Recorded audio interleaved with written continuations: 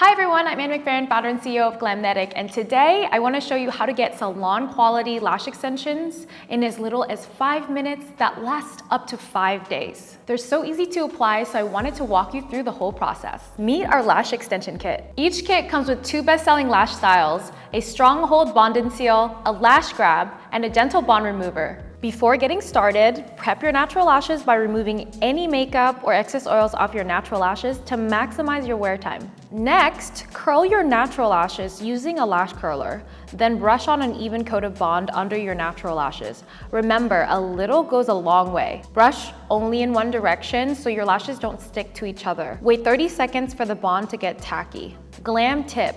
For additional holding power, apply the bond on the upper side of each cluster before placing onto your natural lashes. Using the lash grab, gently place each lash cluster underneath the base of your natural lashes.